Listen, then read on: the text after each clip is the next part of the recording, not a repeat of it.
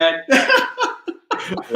I'm looking up. I'm trying to like look up here. So we've got it looks like we're live. Nice. I know everything, right? Everything is delayed, but that's fine. The only thing is, maybe I'm gonna have YouTube on my phone so that I could. Yeah, check it out. I can't see questions, and I guess that's why other people who use this are like, "Oh, what did he say? What did he say?" Because I can't see. Right. Yeah, I mean, like we were checking earlier, there's probably a 5-10 second delay here. So, but it doesn't look like it has started for me yet. All right. It seems to say we're live, so I'm going to say we're live. So, yeah, I can see it on my phone. Yeah, I just want to see. Okay. Right. Okay. All right, cool. So yeah, we're live. Welcome everybody. To those who are actually out there, I know this is probably going to be a playback recording for most people watching this, but this is the first episode of FCC Live. We got 2 people with us today, 2 guests, 2 Discord guests. So myself, Flower City Cards, I'm Walt, and then we got Future Sight Games, Fernando, and Get Stacks, Don. So just going to be going through like a little introduction here to kind of kick it off, just to kind of get you guys acclimated to, who's talking to you guys. So first off, I'm Walt. So Flower City Cards. So we all met through the Discord that I kind of put together. This started, half a year to a year ago. Fernando has been with us for about 6 months in the Discord. Don just joined about a month ago, ish. And yeah, so, the discussions we've had in that Discord about, market analysis, different ways to sell, things like that have kind of prompted us to put together a little live stream so that we can go on camera and kind of put a face to the names and hopefully provide, you guys, the viewers, some good content and some, maybe some things you guys didn't consider that can help you guys in your journey, whatever you're doing regarding collectibles. So just a quick little background before I kick it off to Fernando to give a background for himself. So I'm, in the 30-year-old range. I grew up with the Gen 1, Gen 2 era. Silver and gold were like my go-to games. I had really fond memories of like going up to the tree fort with my neighbors, playing, linking up with the the link cable, trading, battling, all that stuff, and then trading cards, getting in arguments, all that stuff, all that fun stuff. And I kind of fell out of that. There was a time where it became like not cool for some, and we just kind of fell out of it. And then it was like Thanksgiving 2019, I rediscovered a couple of cards that my mom didn't give away to her second grade special ed class, and it just kind of reinvigorated it all for me. So from there on, it just kind of took off. So I've been doing this for almost, it's been about 4.5 years now, which is pretty crazy to say. And yeah, to make a long story short, that's my background there, and I'll turn it over to you, Fernando. Yeah, so me and Walt share. I mean, I'm 32, so we're in that age where we're young old guys. You know what I mean? And so for me, I grew up with the same games and stuff. Gen 2 has a special place in my heart. I love Lugia. I love everything that was gold and silver and crystal, and that was fun. And just as time passes on, like you said, it kind of gets a little uncool, or people start branching into Yu-Gi-Oh! But I think the reality is you run out of money as a teenager, right? Like you don't hit adult money until now, and that's basically why I'm here to rekindle that nostalgia. And so I've been with the group since for about 6 months or so now, and I'm just trying to figure out how long this will go. Like what can I, how much of my childhood can I get back, and can I have enough fun along the way, meeting new people, networking, because that's really what it's all about, right? Life is too short, so enjoy it while you can. And so, yeah, I don't have too much to say. Well, you'll learn about me, I guess, more as the video goes on. So I'll go ahead and pass it over to Don. What's up? So, Get Stacks, Don. Similar situation to Walt and Fernando. Grew up, in the hobby in that 30s range. Where I defer at is I was the kid with the Game Shark playing Pokemon Yellow, hitting up that surfing Pikachu. So I know Gold and Silver eras was that, but it hit different when you were hitting that huge wave at the end of the surf trail. You guys know what I'm talking about. Oh, yeah. But yeah, so I was into Pokemon. Then I took a break, most like a lot of people in my age bracket. I rekindled a little bit, I would say, in the 2015 era, 2016. Looking at some videos and things like that. I was getting kind of big on YouTube, putting it in my face, and I'm like, oh yeah, I have Pokemon cards. So same thing. Went to my mom's house. I was like, you break out a few cards and stuff. So I sold a few then, and wishing I held a couple more years because obviously the boom would end up happening, and everything is history. But then I took a break, and then came back within the last year. Did a little eBay action. Was enjoying that. And then you're like, the 13%, man. So I was like, let me do a little something for myself. So I had access, to a small space. And I'm just trying to develop a small business out of this. Very grateful to have met Flower City, Walt, because he definitely creates an opportunity for business things like that. Wish I met him last year, but, But yeah, so that's where I'm with it. Just trying to start a business, coming back to Pokemon like most people.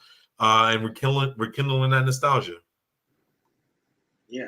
Man. Yeah, you talk about the Game Shark, man. That's crazy. I forgot all about that. Looking up them codes, man. Putting them codes in.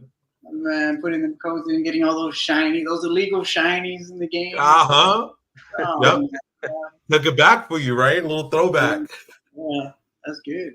That's good. Yeah, there was a big Fernando said it. There was a big portion of time in like middle school for me that I was big into Yu-Gi-Oh, and then it was like Pokemon, Yu-Gi-Oh, and then nothing, and then it was just like youth sports and stuff. It took up all your time. But yeah, man, it sounds like we all come from similar backgrounds, similar kind of just nostalgia for the hobby. So that's awesome to see. So yeah, so we got this is pretty informal. It's obviously our first time doing this, so we've got like we got like an informal list of like questions and things that we probably are going to touch on here.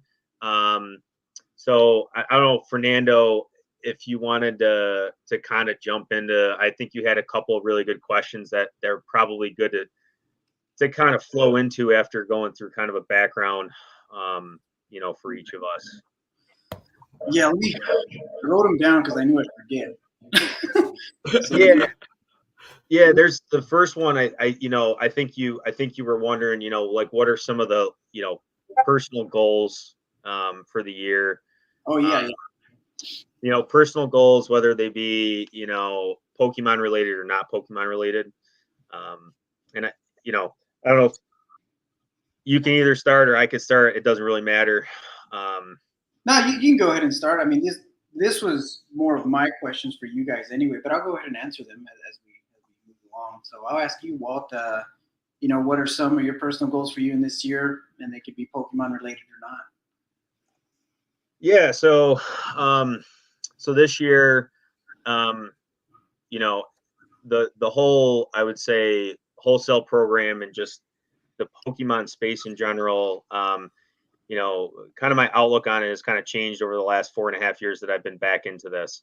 And, at the end of the day, yes, this is like a side hustle. It's a business. My time is valuable. I want to make money, right? Like that's all out in the open. And I'm very transparent about that. I want to give myself and my family, my future family, the best opportunities going forward. And I also look at this as, I want this hobby to continue on to when I have kids, so that hopefully I can share that with them, just like like Josh, Long Brother Cards in our Discord gets to do with his son, which I think is freaking awesome. So that's like something I look at and like I aspire to do. not really a short-term goal, but that's like more of a long-term goal, and partly why I'm in this. You know, the other thing is obviously just put myself in a better financial position, and you know, the opportunity came out of nowhere. Like I bought into access to all this stuff for myself, and I was just looking for ways to kind of subsidize my cost, and it turned into an opportunity. So hopefully, you know, for this year, another goal would be to just continue to organically grow the wholesale program, get the right people in here, get the people that are going to stay and actually benefit from using this service. We don't want to just open the floodgates and bring anybody in and feel like we're not getting the quality, you know, discussions that we're having here, right? Like we want people here who are going to really benefit themselves, but also provide something to the team.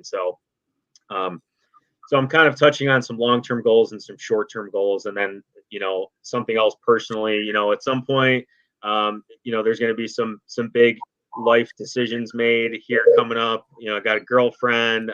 We're living in an apartment right now, so you guys can kind of put the you know, the puzzle, you know, the puzzle pieces together a little bit there. So that's all, you know, that's all coming in my life and where I am right now. So yeah, so that's some of the more, I would say, focus areas in terms of goals this year, and kind of more long term for me. Yeah, you better hurry up for that. I know how it is, man. Yeah, are you married, Fernando? Not yet, but Okay. you know, we've been together for long, 7 years, and Okay. yeah, it's coming, and she knows this. I mean, obviously, we have this house together, and we live together. We love each other, we tolerate each other, and that's just, you know, how every married man knows how it is. But we're talking about shopping for rings together, just because when she, I just want her to be 100% content with what she has. You know what I mean? She made this one comment that said that she was afraid of my taste or whatever, and I was like, all right, then we're not playing the rings.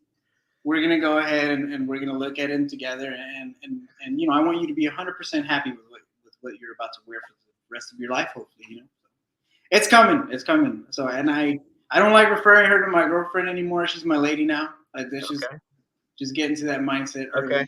All right, that's fair. Yeah, I like that. All right. I guess you I'm can shackled up.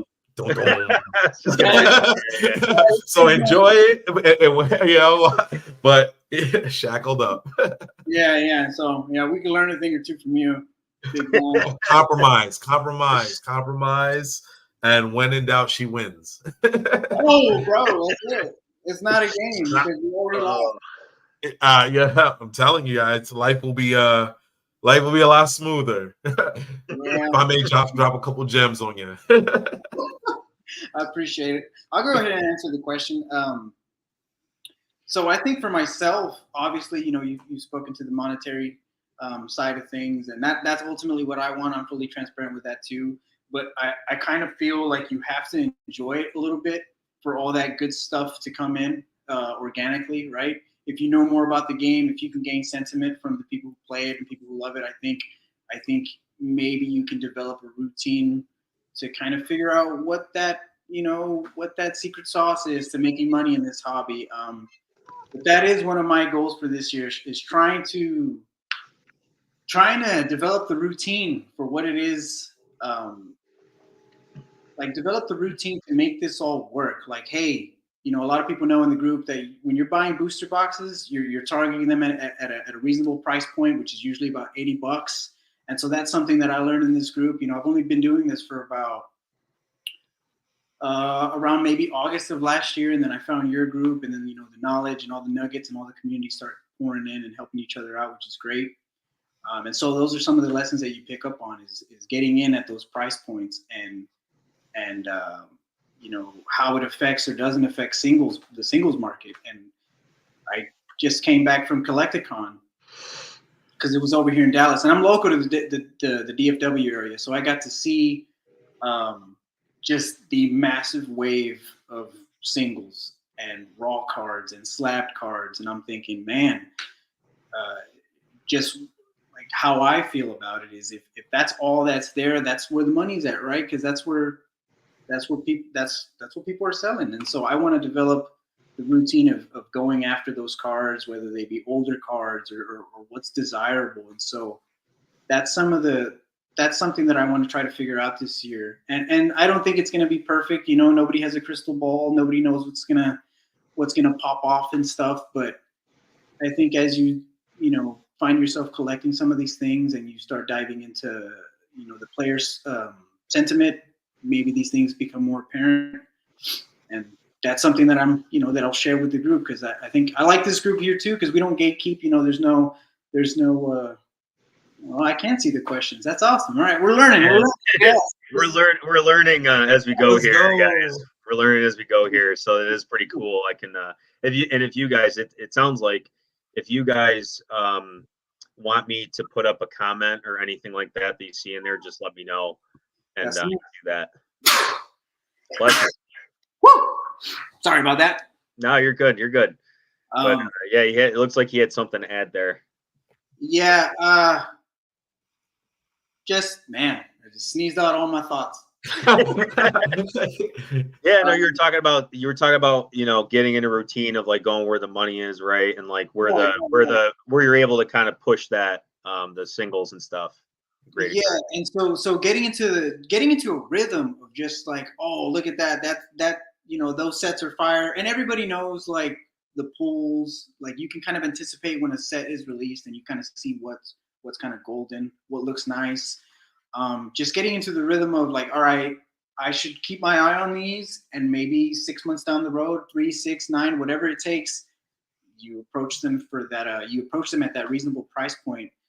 And then I just feel like with Pokemon, you have to hold, unless you're one of those guys who are breaking street date and stuff like that. I think you just have to go in and hold, right? So I want to learn more about that. I want to learn more about that dynamic and how to really lose less money doing this, if that makes sense. You know what I mean? That is the goal. Yeah. All right, so I'll take it away. So for me, I guess a goal would be just like you said, establish an understanding. It's funny because like you touched on something that was crazy. Like I didn't realize it was a market until I looked at it and was like, oh wow, this is actually like a market, ups and downs, things like that. Things are jumping at this date, but won't be at this date. Then it's a long, slow, gradual climb for something like that aspect I never thought of. To me, it was always Pokemon cards. It's fun. We play with them, things like that, and you pull something good from a pack. So I thought that aspect was cool to it. But for me, what I'm trying to do is hopefully, like I said, establish a business where it's not stressful, because I don't want it. I want to make Fernando said, make a couple dollars, also enjoy the hobby, but don't turn it into another work thing. Like, I'm a 9-to-5 person. I got a Monday through Friday job. So it's more of a fun hobby where, the benefit is that there's a financial aspect to it. So my goal is just, to strengthen my business without it becoming a stress, learning more about the hobby as a whole. And then, learning from cool people, like-minded people that are in my age bracket. Never did I think in my 30s I'll be still talking about Pokemon cards and stuff like that, until you realize, oh, there's others out there. So, so that's where I'm at with it. And I'm sure there's people that can relate. I think 30 is like the magic number, because the more people I meet to talk like on a serious note, when we start talking about this stuff, it's like 30, 31, 29, 33. I'm like, you guys are playing the same game I was playing, I guess. You know what I mean? So that's cool. Yeah, man. I think it's sweet, man. And then and I'm not too crazy like with all the social medias and things like that. But like when I came through to the Discord, I was like, actually, this is dope. This is exactly enough. You're meeting people, you're interacting. And when I say the community shares, it's really like amazing. No one gatekeeps information. You throw something up, and you have 10 people giving you different perspectives. You put that together, and you can start a business just off what you learned, in our community. So I'm definitely appreciative of that. So I guess to grow more from that too, and grow through that a little bit more, I guess would be like another thing I want to throw out there as a goal. All right. Yeah, man. I was trying to remember there. You said something in there I wanted to touch on, but I'm forgetting. I'm sure it'll come back to me. But and I Okay, so what it was is, Fernando, you mentioned like trying not to lose money, and that's like a very real thing, right?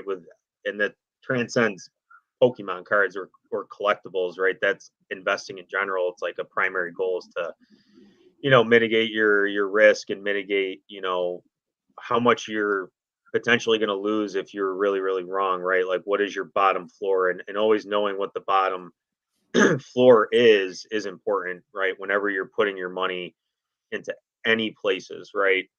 It's just risk management.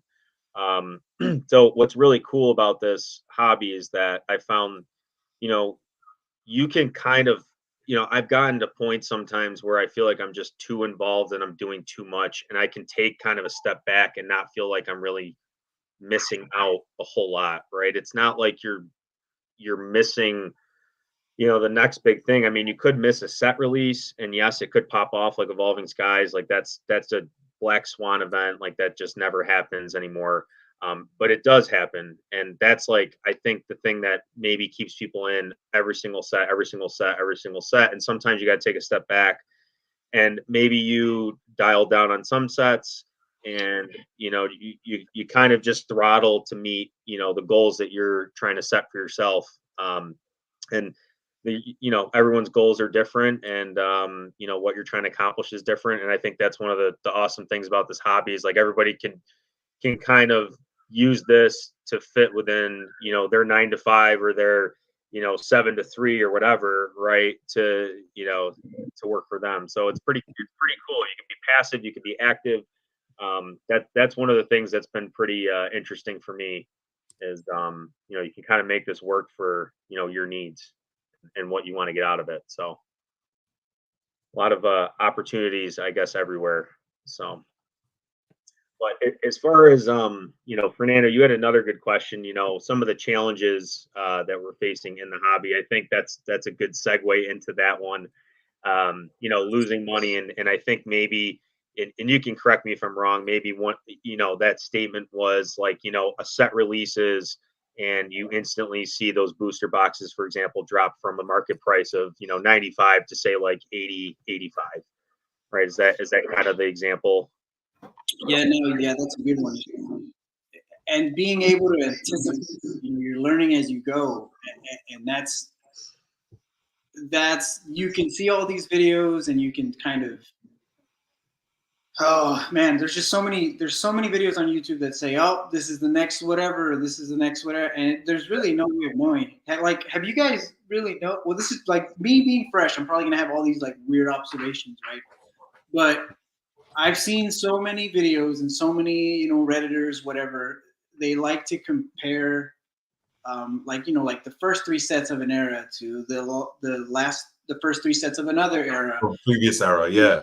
And so I don't know if there's any truth to that. I mean, without diving into the numbers like that, but just things like that. Like if I'm just taking that in at face value, and I make decisions based off of those comments, like it just seems like it could really bite you back. And so, yeah, just being able to anticipate the market like that, I feel like that's always going to be a challenge, but it is a challenge. Like, so for anybody wanting to get it, I feel like anybody wanting to start doing this, you have to realize that. You have to realize that the market, just like any other market, is unpredictable. We started talking about Evolving Skies, like, oh, like it was a black swan thing. And I wrote something down just so I can ask, do you guys think it popped off? Because correct me if I'm wrong, but is that the set where hits were stolen, or was that Fusion Strike? I mean, it was Fusion Strike, but I also don't feel like I have all the information. I heard conflicting things. I don't know if the sources were correct. Like I heard that they didn't actually come out of the pool of hits that were supposed to go into packs. They came out of like quality control. So they were pulled off the line because of issues. So I don't know if that's actually true though. So I don't know if the hits were actually impacted. There's been conflicting stories kind of floating around, but it was Fusion Strike. You're right. And the guy basically went to a card shop and tried to sell them all at once. The guy turned them in. It's like, how dumb you got to be. It's like, come on. Yeah. And so you know, just on the outside looking in, I'm trying to understand why a set like Evolving Skies, you know, Evolving Cries, like why it pops off. Like, what is it that Moonbryon? Because it's like, you know, when you sit back. Well, I think you slap an evolution on anything and it's gonna hit. And they put it's all evolutions, you know what I mean? So you got such a diverse character range in there, and then there's a Dragonite in there, right? If I'm not mistaken. Then there's a Rayquaza, if I'm not mistaken. So I mean, this hits galore. Hard to pull them, but if you pull something, it's satisfying, you know, and it that's the energy I get from it. It's just it's laced with like Pokemon people alike, with the fact that it's hard to get something. So when you actually get something, the value's there. And then of course supply and demand mixed in there. If I was to give my opinion, but I'm no expert. No, I mean, no, that's a good point, because now that kind of goes back to what I was saying before about the importance of gaining like gauging a proper sentiment from the audience. Like to know your customer, you have to like be them, you know, like what is it what satisfaction do you get out of this? And maybe I can tap into that and then, you know, figure it out. So that's a good point. You said something interesting before I wanted to expand. I know you were saying you're kind of fresh into coming back to the actual card aspect of it. So I was gonna say, Walt. So when you were looking at were you still collecting around the Sun and Moon X and Y era? No. So when I came back in, it was well, I guess tail end of Sun and Moon. So I was here when like Cosmic Eclipse was around, and I was going around and like, you know, you could find like the Dollar Tree packs of everything and anything. That was primarily what I remember seeing. Right. Okay. on like the shelves. And then I think at the time you could see some like random XY stuff on the shelves still at that point, because like Logan Paul hadn't come into the scene, COVID hadn't hit. But I wasn't looking at, like, I don't know how you guys went through this, but for me, I never got into the modern stuff until like heavier until probably a year and a half to 2 years ago. I came in and I was like, I want all the vintage. I want to go buy up everything. I want to buy up collections because it was just easy. It was so easy. I would come in, I'd pick up a collection for $100 and I'd flip it for double or triple that. And I'd be able to keep some of the stuff that I wanted to keep. And I'd build like, you know, my base set, my jungle, my fossil binders up again, and just have like my own binders. And then like, I'd be able to also make a little bit of money. And I was like, oh, there's actually something here. So it wasn't until it became hard. It wasn't until that became really challenging, because there was so much competition and everyone knew about it, that I started looking at like other avenues, because I didn't want to leave the hobby, but I also knew I couldn't continue doing what I was doing. It was just way too much competition. You had to be the first person to message the seller on Facebook Marketplace, Craigslist, eBay. It didn't matter. You weren't going to get, I mean, the market was too optimized at that point. So, gotcha. So what I was going to say was, I was going to expand on Fernando saying why they compare like the first three sets to a previous era, and I was going to say, is there a pattern of what Pokemon puts in those sets? So, for example, like base set is going to be the base foundation of what's to come in the era. So obviously they're going to compare all base sets, like, you know, which one's going to do better, because it sets the foundation for that era.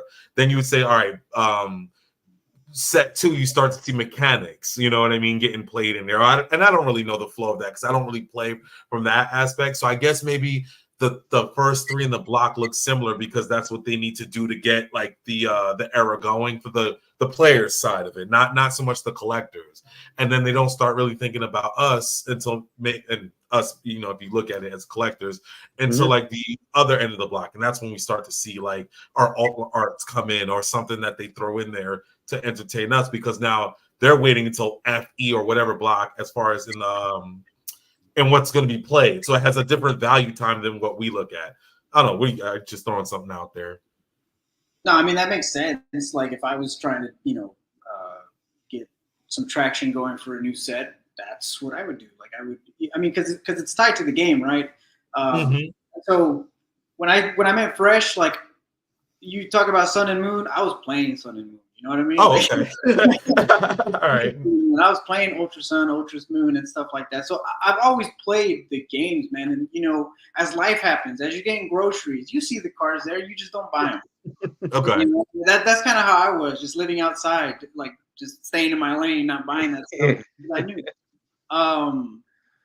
And oh man, I guess I kind of forgot where I was going with that, but yeah, I guess I'm fresh to coming into it with cards because I have a collection of cards that go up to the Gym Heroes or the Neo actually.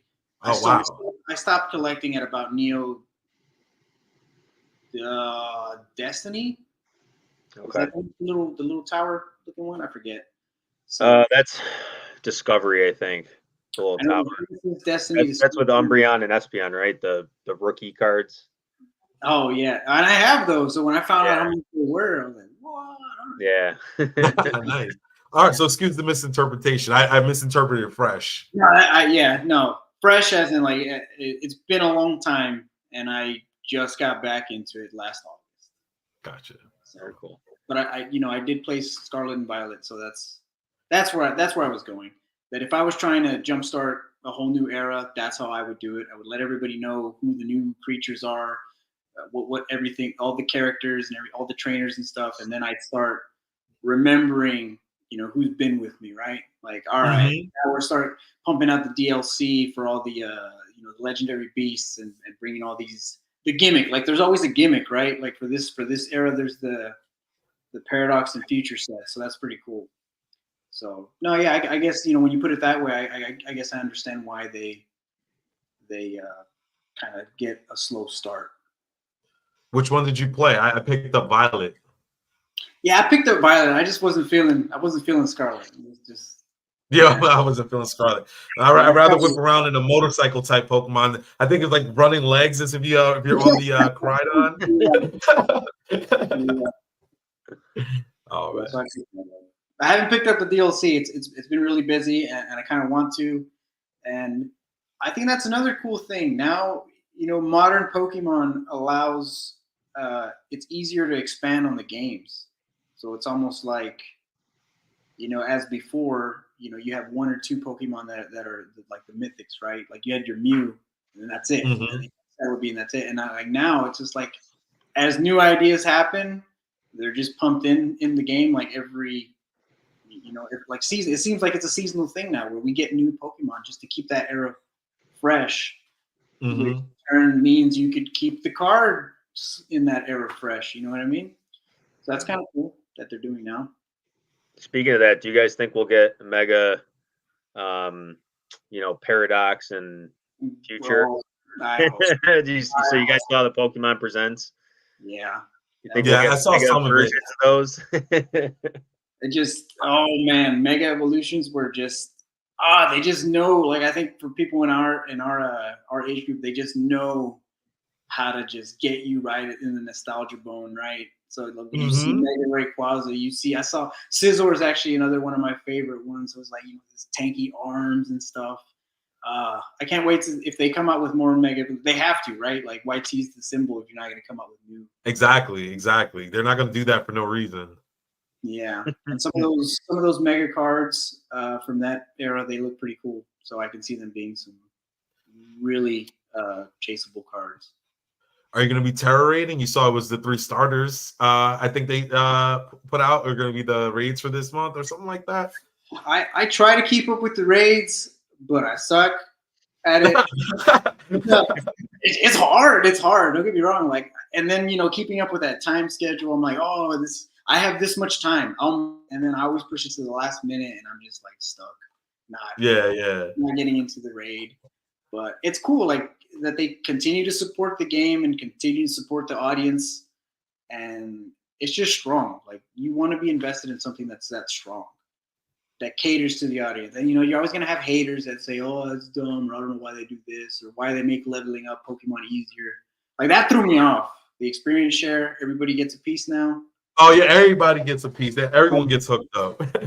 Yes, they're making these games easier, but it's not for us anymore. So that just goes back to the importance of understanding the audience, man. Like, we're grown, like, So for the next generation, it's for the kids, right? yeah, for sure. I get, and I'm not, I'm not big on, the paradox and future type Pokemon like but that's fine. It's not like that. It's because I'm used to something else, and the new kids that are growing up, they're gonna look at that stuff and they're gonna eat it up. Like they're just Yeah. gonna eat it up. They're gonna love it, Yep. and that's what they're gonna know. And then they're gonna say, "Oh, wait, there's different versions of this guy," and they're gonna go down a rabbit hole down the future, and they're gonna stay hooked on it. I mean, there's a method to the madness, and there's a reason they've been doing this for 25 plus years, right? And it's going strong. So it's I don't know. I always I always have to take a step back and say, okay, but it's not for me. It's for somebody else, right? Yeah, that's hard. Yeah, it is hard. You got games like Super Smash Brothers that just seem to get harder and harder all the time, and I mean that started with us.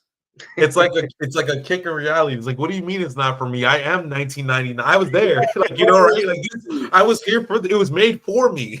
Yeah. We were the test subjects, right? Exactly. Yeah. Yeah. Yeah. So I don't know if we want to move into some like market. I had just kind of a general question, market analysis, kind of area. Which set do we think will perform the best in 2024 from each of the three eras? X, Y, Sun and Moon, and Sword and Shield.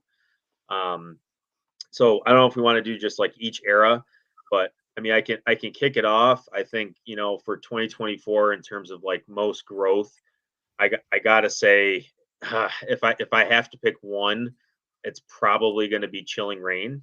I guess the reason for that is just the strength of the set, and the the I know that the I guess when you're going to open it, like you don't have the best experience, right? The experience is not the best. I understand that, but there's just some really strong cards in there. The legendary birds. You have the Blaziken. You have the specifically that Moltres is probably as much a staple as most other cards, and then the Moonbryon is like way up here. But I think back to Sword and Shield, and I think of that Moltres and the Blaziken, and it's out of print.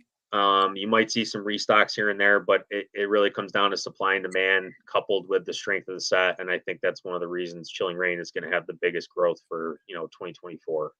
So okay. Yeah, so I didn't know if you meant just like X and Y era versus Sun and Moon era, or Sword and Shield era. Yeah, no, I mean, yeah, and I didn't really specify, but I just figured we could like, we could look at each of the eras separately. So if you want to just go to a different era, like that's fine too, and then we can just kind of circle back around. Yeah, well, so the way I was thinking of that way I was processing that question was like, which one of these eras do you think is going to perform? And Okay. just from again being quote unquote fresh, I have like two answers for that. One of them is like my gut, and then the other one is the more logical, sensible like choice. If I were to pick one, and the logical one just seems like as the data continues to prove to us that the older sets that are out of print, those are just going to be the ones that hold the highest value at the end of the day. But my gut tells me, like, if we're doing everything proportional, just having them side by side, and we're seeing how they're growing, I kind of want to say Sun and Moon. I think Sun and Moon, correct me if I'm wrong, isn't that where they started introducing more of the modern the modern art that we have now, like the full arts and the trainer galleries and stuff like that? Like I think that means something to a lot of collectors, and that's kind of why I think that era. Like the tag teams are cool. I like that, and I didn't figure that out. I didn't know about the tag teams until like maybe a couple months ago. Like when you see the Latios and Latias, just skyrocket. And you're like, oh, I can see why, because they're pretty cool. You start diving into those cards, and then when more people start diving in, you start pumping the crap out of it, and it's a domino effect for sure. But as far as, Sword and Shield, so I think I started collecting, or investing, collecting, whatever, at the tail end of Sword and Shield, towards the beginning of SV. So if I was going to put my money on one of those sets, it would be like Chilling Reign, or even obviously Evolving Skies. I feel like that's just going to continue to break these ceilings.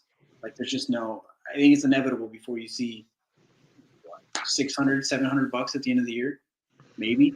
Who knows, right? We don't have a crystal ball, but it just keeps going up. People love it, and so. But I have a personal favorite, and I think it's Crown Zenith. Just the hits in there, so I think that's what really made me appreciate the modern sets, like just the artwork in those cards, and like the legendary beasts, like the Raikou. I mean, you guys saw it in the chat. I went to Collecticon and bought that full art Raikou, graded, pristine 10. They're great looking cards, and to me that just things that are good to look at, I think sell well, right? So that's how I feel about that. We got questions, I guess. It says, yeah, SM introduced the first trainer gallery cards before they were trainer gallery cards, plus tag team cards, full art trainers, very much modern staples currently. So, I mean, first to do it, got to be some value behind that, right? Yeah, first tag teams, right? I mean, that's the first time they ever had. I guess not the first time they ever had it. They've had promos and stuff where you have like multiple Pokemon on a card, but nothing like what Sun and Moon had. That whole block. I don't know the first set that had tag team. I don't know if it was tag team or if it was like Unbroken Bonds or something, all the way through to like Cosmic. Those sets are just. I think if you compare those to a lot of the older sets, there could be an argument made, like if you took all those sets and let them mature the same amount of time, I would think Sun and Moon, those sets would blow some of those vintage sets out of the water. I mean, it's some of the coolest concepts and stuff they've ever done. It's obviously that's a very subjective, statement, but I've not met anybody who disagrees with that so far. Yeah, but that's kind of not fair at the same time. Like, I get what you're saying, it'll blow it out of the water, but like the backnated sets were what they were for then, and then like these sets are for what they are now. So of course, if you're like, all right, I'm gonna compare this full art, what's the big card in that era? Oh, the girl with the hat. Sorry, Lily. So you're like, that full art Lily, which is beautiful, and put it up against like a holographic regular card from back then. It's like there's no comparison. Like, it's like, check out my iPhone. It's better than your flip phone. It's like, I know. I guess, no, that's fair. That's fair. Yeah. So it's funny how we interpreted that. So how I interpreted that question was I gave a box each from that era that I thought was going to perform during that era and during this time. So I would say, like, if I was to go for, so I'm I believe that like the broke man boxes are going to like thrive. So all the ones that went up high already, I think are kind of going to be where they're at for a little bit. And I think the tail end of the eras are going to catch up. So you're going to have like, what X and Y. So Steam Siege would be the cheaper box in that era. I can see that having growth to catch up with the other ones, supply and demand. People are probably going to look at it because they can afford it in comparison to some of those other boxes that are high.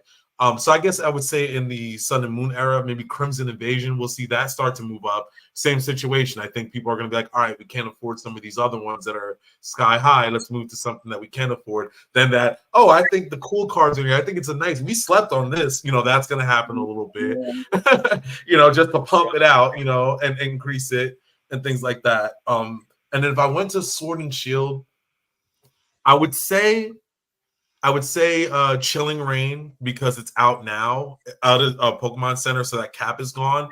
But not knowing when Brilliant Stars is gonna go, but if that happens soon, I think that's just gonna I'm thinking it's gonna take off, man. It's fun. It's more fun to pull, in my opinion. Chilling Reign, same thing with Evolving Skies. I mean, you get the hit, it's like, yeah, but the pain, you know, of going through these boxes. If you're a ripper, I don't know if you're a ripper or not, but if you rip packs, I mean, to like, you know, I ripped 2 booster boxes one time, chilling rain, and like got nothing. It was just completely defeated, you know. So it's like, you know, so I think if Brilliant Stars drops off Pokemon Center within the next few months, and I don't know when that's going to happen because Fusion is just flickering now, I think that can like full steam ahead and catch up, if not pass Chilling Rain. If that doesn't happen, then Chilling Rain all the way. Yeah. Just remember, I always like to remind myself, you know, Black and White Emerging Powers, which I think the best hit you can pull out of that set is like a $10 full art Thunderous card. Right. That's the best card you can pull out of that, and graded as a 10 is probably less than $100, right? That box is selling for like, you know, anywhere from $1,000 to $1,500 a box because it's just that scarce, right?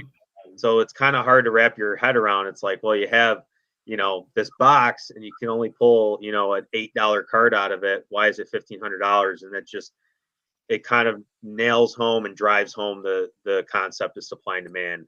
And the box becomes a collectible. Yeah, I see that, and I'm like, man, if you can hold on, if you can kind of, you know, go against the masses and really hold on longer than, you know, people can typically hold on for, then, you know, I think it's going to pay. Obviously, you don't know the future, right? Like everything could go to zero tomorrow. We could have World War IV, which would, you know, or World War III. Sorry, but you know, yeah, it's just, you know, you never know. You just never know, right? What's going to happen, and I think it's fair to say, like, we should probably just do like a little disclaimer here, because like I guess our words kind of matter. We're out in the open on the internet. It's like all of everything we're saying here is our opinion only, and it's not financial advice. I mean, I think that should be stated, right? We're just disclaimer. Drop the disclaimer. Do not take my advice as financial suggestion. Avocado, that's for you, Avocado. If you watch this, yeah, man. I don't think he's in here. He couldn't make it today, but yeah. John was like, emerging powers equals Paldea evolved. I don't know. Emerging Power, I don't know. Was that not a good set? No. Emerging Power? Yo, no. Paldea Evolved is fire. I'm not accepting that comment. Paldea Evolved is fire. You might have I think we're going to look back at that set and be like, it's hits galore in there. My opinion. Again, disclaimer. Yeah. Like, I like with that set, with that introduction of like the Pokemon actually doing like everyday life activity. Like, you know, the one with the Jigglypuff, he's washing. That's concepts. That's deep. I mean, just look at Flower showing his face. Oh, here it is. Here it is. Yeah. Yeah. We're doing it live. We're doing it live tonight. Oh yeah. I mean, technically, all three of us are showing our faces. So this ain't my real face. Right. It's a facade, bro. I got a filter on. This is a filter. You know? Yeah. This is an AI filter. AI. I'm not even here. Nope. No. I'm remoting in from another country. What do you guys think is the best so far? And don't hit me with 151. What do you guys think is the best so far outside of 151 in the Scarlet and Violet? Because I know it's receiving a lot of hate in general, huh? And Paldean Fates, like the best out of not the specialty sets, like take Fates out of it. Will it make a difference if Fates is in there? I think it's just different sets. Okay. Yeah, because I think if you asked most people, they'd probably say Paldean Fates, because it's just, I'll be honest, I opened Paldean Fates. It's a great experience. Like, you get a hit every other pack, and sometimes you get like I don't know. It's just the hits were crazy. Okay. I had a great time opening that. And then I bought a whole bunch of packs randomly from somebody who's actually in the Discord now, Obi, and I opened up I could not move 40 Scarlet Violet base packs for like $2 a piece. I couldn't move them. So I opened them all, and I hit like 4 SIRs and like 3 gold cards. And it was just like the coolest experience. Like it's just so fun opening. So I guess the only reason I'm saying that is because I have yet to have a bad experience opening any of the Scarlet Violet sets, period. But if I had to pick, which is really, really tough, I would have to say, for me, it's probably Paldea or Paradox Okay. are my top two. And if I had to pick one, I'd probably say Paldea. So That's fair. you guys can scream at me in the comments. That's fine. Fernando, what's up with you? What do you think? Man, so you asked if we were rippers or not. And at the end of the day, man, I tried so hard to not be for a long time. Just coming in this without like, hey, don't blow through your own product, right? Don't do your own stuff. And it's just hard because Because it's there. Because so I don't know if you guys keep up with Nostalgianomics. You guys keep up with him I at all? do. I do. He's a great guy, and I support him on his channel. And so that's kind of been my therapy. A lot of people don't like participating in breaks or whatever. That's fine. I like it. It's cool. You're able to join a community and be fun and goofy or whatever. That's cool to me, right? And so the pack that I most order is Paldea Evolved. I think that I pulled the Iona with him, so that even makes it more fun to me. But on his break, you pulled it? On his break, yeah, I pulled it on his break. I pulled two Giratina V-Stars from Crown Zenith on his break. Stop it. I swear. I got to start participating. Yeah, you got hot hands over there. Whoa. Yeah. Yeah, no. And he's legit, right? Like he's not, Martinez over there, people and stuff. He's legit, and that's why I support him. But as far as favorite sets, it's got to be. To be fair, I've never opened any base SV base.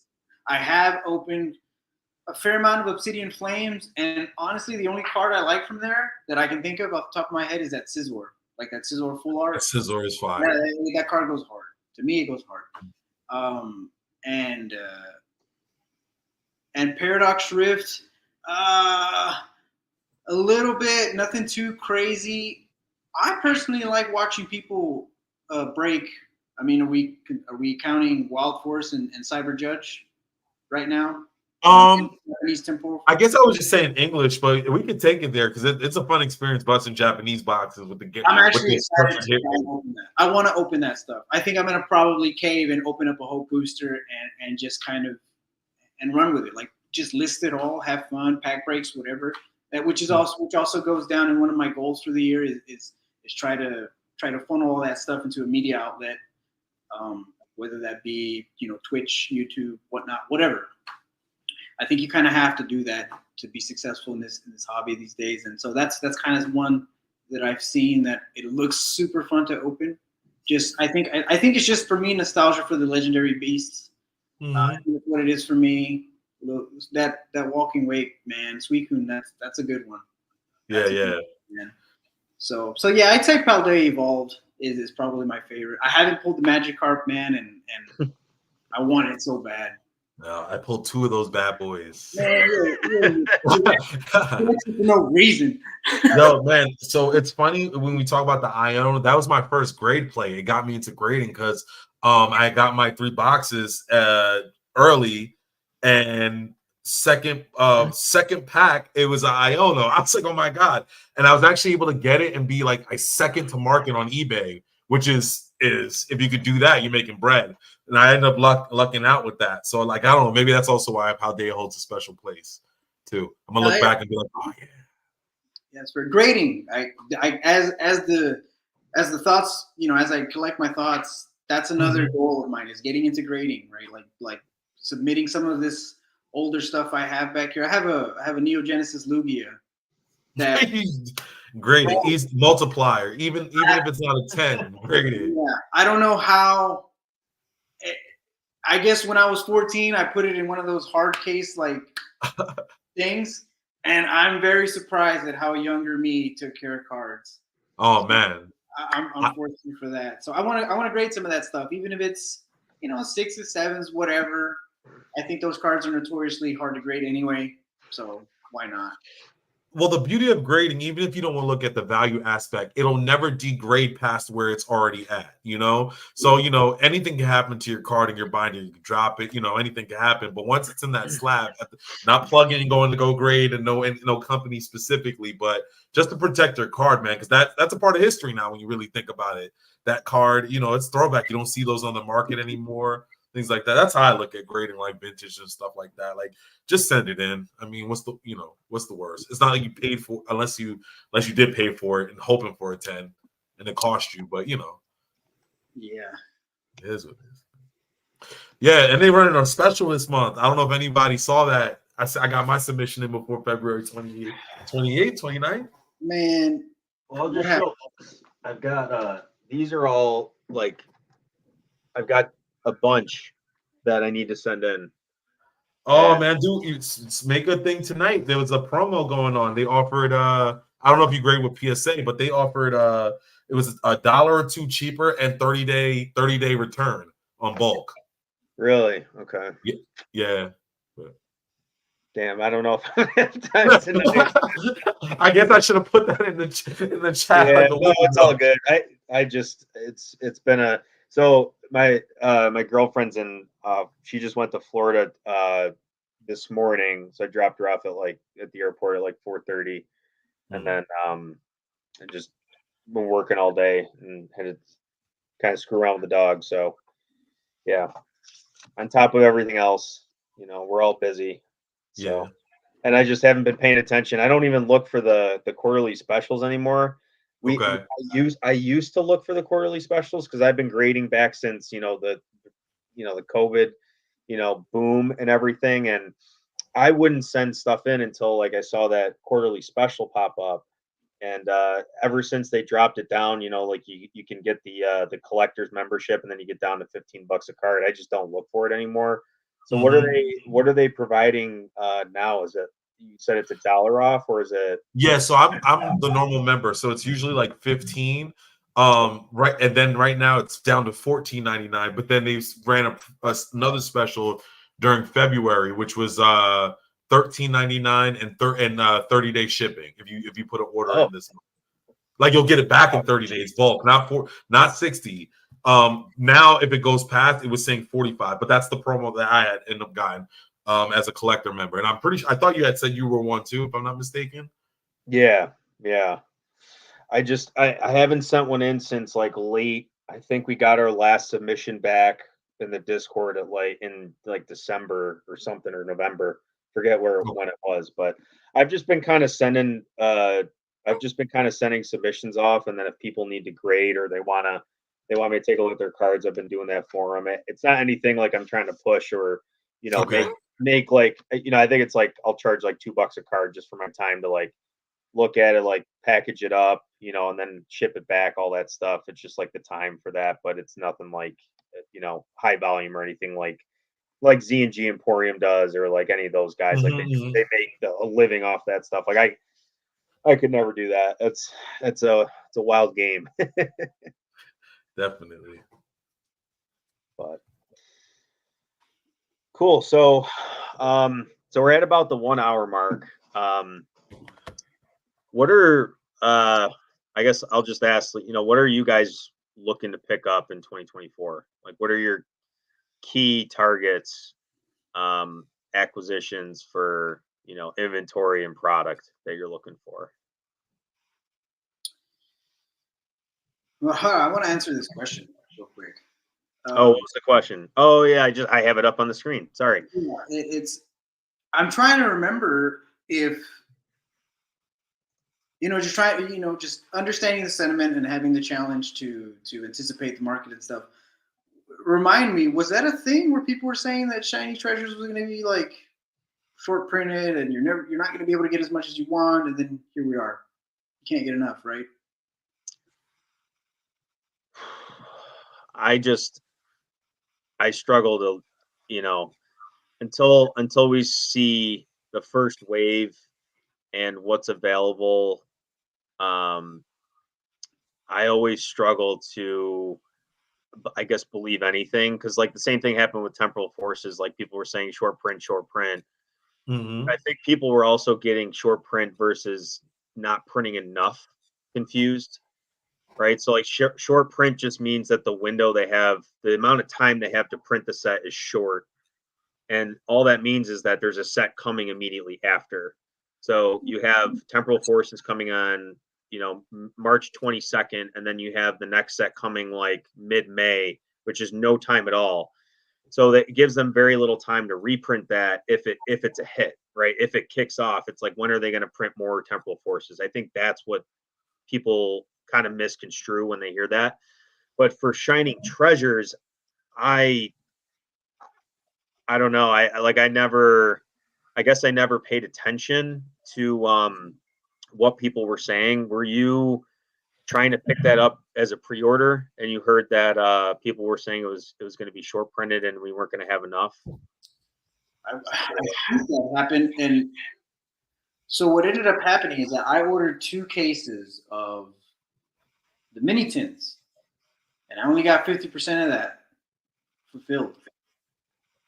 So yeah, I don't know if there's anything to be said by that, but all This is that. the Japanese. Dude, he's talking Shiny Treasures. Yeah, this is Japanese. I don't. I think they'll keep reprinting it because I think they printed V-Star Universe more times than we thought they were, up until like the end. Yeah. So I think Shining Treasures is gonna get printed definitely. Yeah. Because even they even reprinted, what was the one right before V-Star Universe that had a reprint also. Climax. Is it the Climax? Is it? Yeah, is that one? VMAX Climax. Yeah, one of them VMAX had a reprint around the same time because you were able to find boxes for significantly cheaper. They were usually like about, not close to 200, but maybe like the 160 range. And then for a brief period, I saw them from between like 125 and like 134. I don't know what happened. So I'm assuming, like, I think a reprint had happened, which dropped the prices. So I definitely can see Shining Treasures getting that same kind of treatment. Yeah, so I personally do have a stake at V-Star, and when I bought it, I think I bought it at like 78, and then I saw it go up to like 90, thinking I'm like, well, right on, made a good choice. Yeah.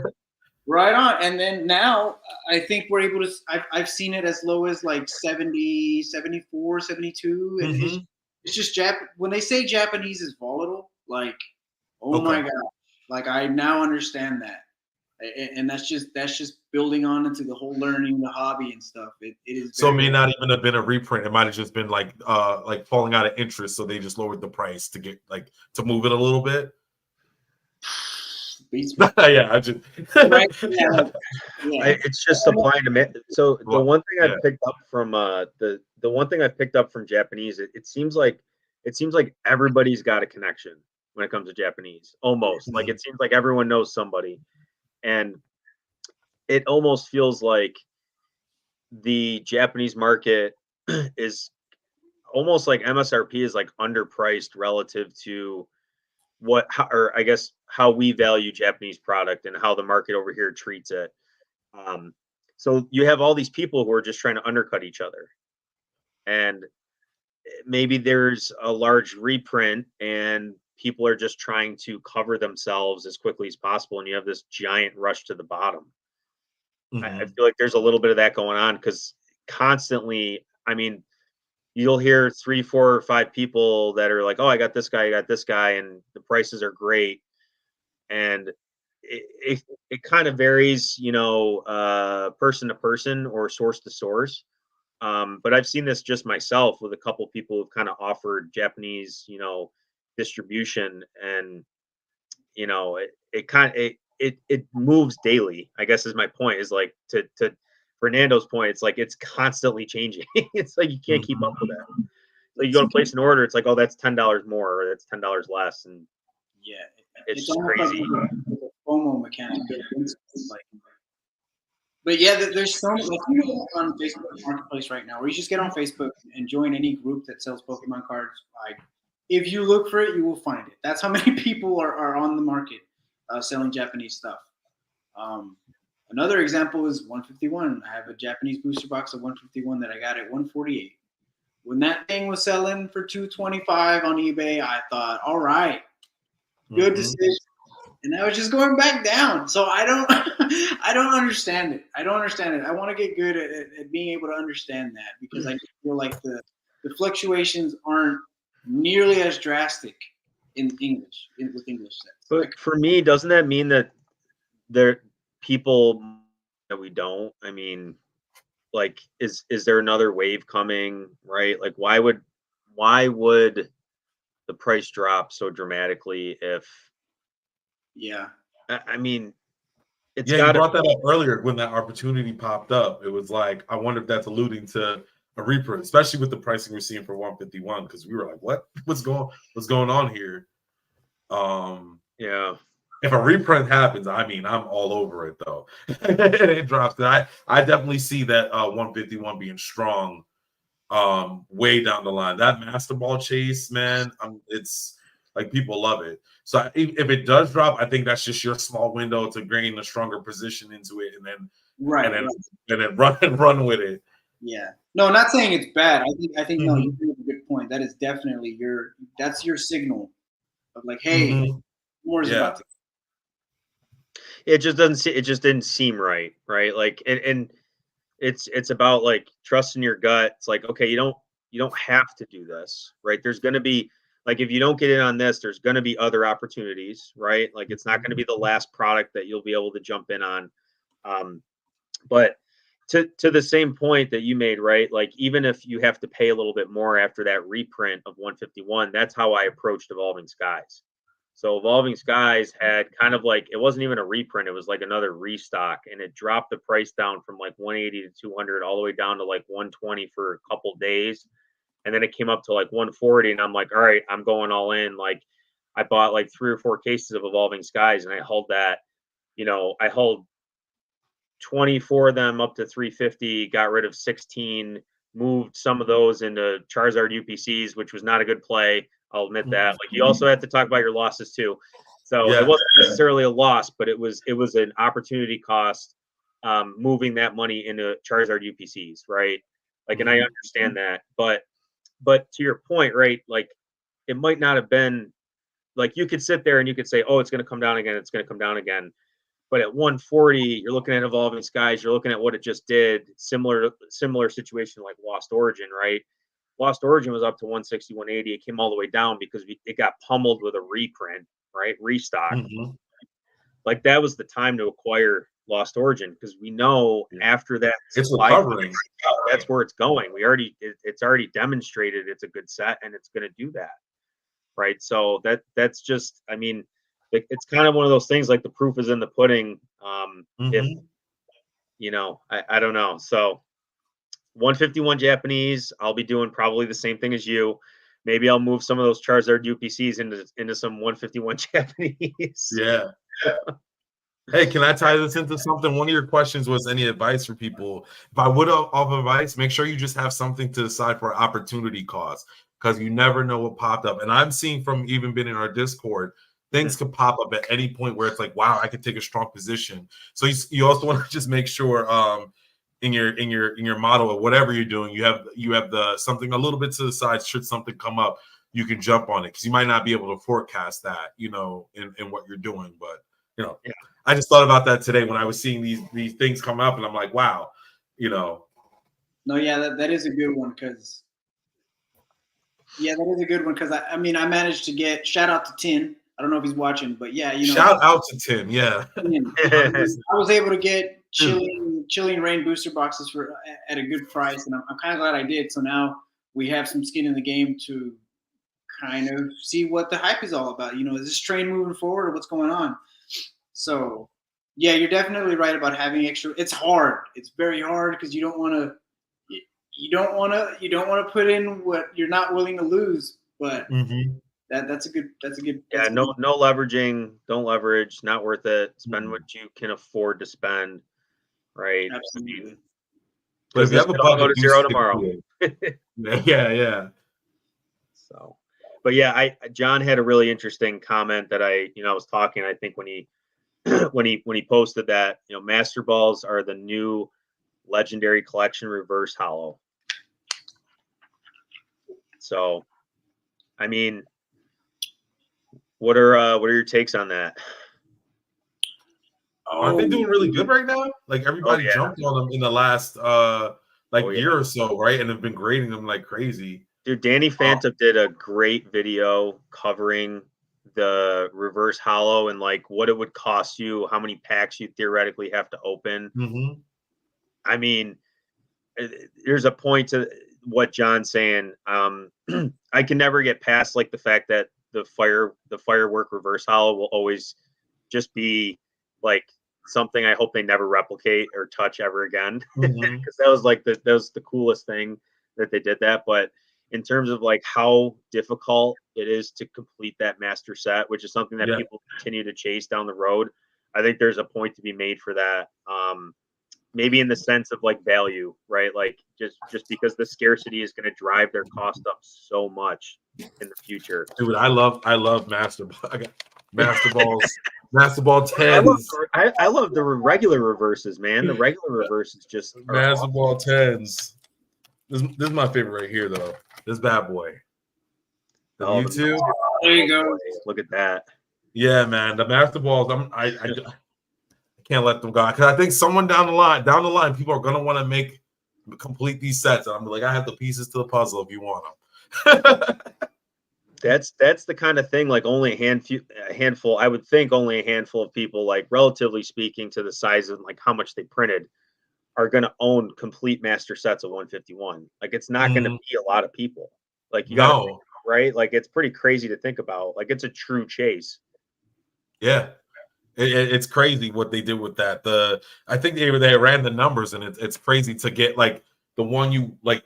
Say you're looking for the one you want, kind of like I guess like the baby shiny kind of thing going on right now with like Paldean Fates. Like if you want a specific shiny to come out of that, the pull rate is astronomical. But yeah, man, those master balls, man. I wish we got them. I wish we got them in the English, man. We wouldn't have enough product. In our English stuff, like there wouldn't have to go around. I mean, we'd be fighting over it all. Distro would come out with 1,000 ETB cases, and we'd be able to allocate like one of them. Everyone would want. It's just one master ball per box, right? Is that how it goes? Box. Yep. $200 box. $200 box. Modern box. It hasn't even matured yet. Yes, like I'm saying, even with reprints, it's still the numbers are going to be hard if you're looking for like specific master balls. It's going to be it's going to be crazy even if they reprint it. I think it's still going to hold like value and shoot up. But yeah, I agree. I think John has a point there for sure. So I'm just imagining a world where somebody pumps out a video in the near future where they're like, we're going to collect all. We're gonna. Yeah, you think everyone has done it yet? Like that sounds like a PokeRed video or something, man. That'd be crazy. White flower. Fabioso's coming at me. Yeah, man. Come on, we get one in Jersey. You're in New York. I think you're upper New York though, right? Like upstate New York. Yeah, upstate New York in Rochester, like an hour, east of Buffalo. So. Oh, okay. So like coming to New Jersey is actually like a 6 or like an 8 hour ride if you were to drive it. Yeah, it's not bad. Like my brother's girlfriend lives down in New Jersey. Not saying that that's anywhere near where that would be, but he makes the drive, pretty frequently. I'd say probably once a month, and it's not bad. So yeah, it's definitely doable. And I already told my girlfriend, I'm like, hey, this might be coming. Just an FYI, might need to, because she's a big planner. I'm like, all right, I'll let you know ahead of time. Obviously, I'm not going to drop it on her the week before.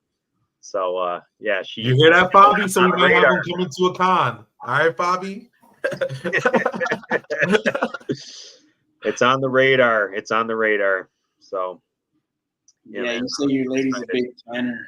Like, dude, I'll get raked over the coals if I plan some last minute stuff. Like it's like she needs to prepare mentally and everything, and it's just it's my wife is the you can go type. I'll just chill here with the dog and stuff like that. Go have fun. Yeah, that's how she is. Or if somebody lets me know last minute and I trickle that down to her, I get in trouble. Like, I'm just telling you what they told me. Like, what's going on? Don't kill the messenger. Yeah, that's right. Collecticon New Jersey this year. I better see that content, bro. Bro. Yeah. No, I think. So yeah, I was telling you that I actually met Fabi at the Dallas Collecticon. Mm-hmm. It's just another good reason why this community is it's just great. You know, you meet, like, I wouldn't have known that he was local to me had I not, went over to the Collecticon and met him and stuff. So it's cool to actually run into people from this, put a face to the voice, and it's great, man. Yeah, you're the one you were saying we should kick him out, right, of the Discord? I said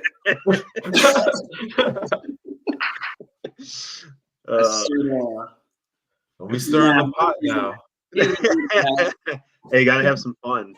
Yeah, first time face to face, you gotta bust balls. So 1000%. No, I was a little awkward. I'll admit I was a little awkward because we were just saying, he was just like, I'm gonna be at this booth, and I'm sitting there like an idiot because he was even saying he was even saying, like, I'll be the only bald guy there. So my idiot self is just like looking at my phone, looking for a bald dude, and I'm just like, I can't find any bald dude here. And I finally meet him, and I was like, oh, is this you, man? I was like, yeah, like, what's up? Yeah, that's funny. So yeah, but no, he's a super great guy. Very, very happy to have met him. Cool, man. Yeah, it's cool you're able to connect with somebody in the Discord. It's so funny. That's crazy. What other questions do you have? I was just gonna answer the one. It's just been like an informal discussion, which has been good. Coming back to the, what are you buying and keeping an eye out for? I think, Don, you made it clear, like, if there's good 151 opportunities, Japanese, like, kind of in a similar boat, like 151 Japanese. If I can find stuff at really good prices, I'm trying to target like more bulk and moving existing product that I have that I think is maybe already matured a little bit more, like maybe 1 or 2 boxes of Evolving Skies into something like that. Like, that's kind of how I would approach that. Japanese 151, and then I've already kind of put it out there, the 10x booster pack investment videos that I do. I've been doing that for a little over a year now. Been kind of just price charting every set back to Sun and Moon base. I still believe, based on the data, that those 2021 sets, even Evolving Skies, like, I know that's already sitting at $8 a pack. I still think those sets are going to pop off this year. And those are the packs. Like, if I could pick up boxes like Chilling Reign, like we did, like I got in on that deal with Tin to pick up a couple Chilling Reign boxes, so I was super appreciative of that.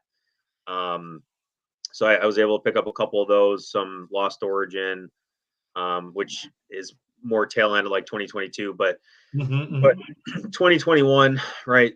2021 sets, and then if I can pick up 151 English or Japanese, like I know English 151 is going to continue to be reprinted, but if I can find that in bulk for a little bit cheaper, I'm going to go ahead and I'm just going to pick it up because I believe in the value of that. Like you were saying, like, I think that is a Evolving Skies. I know it doesn't have like a Moonbryon level price card in it. It doesn't have a $500 card. It's easy to pull stuff, but it's just, I mean, that set is it.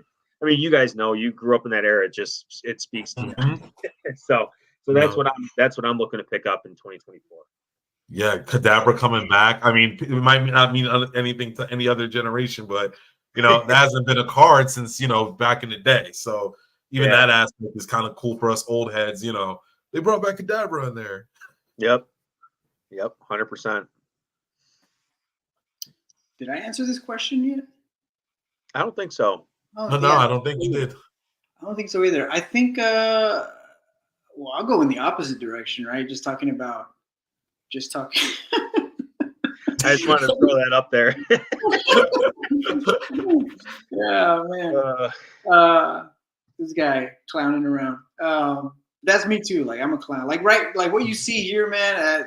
I love it. I love being a clown. I love bringing happiness and joy to other people's face. I feel like it's one of my purposes in life. I love vibes. But I'll go in the opposite direction. I think just coming back into it now, having some adult money, man, I would love to start master setting some of that older stuff.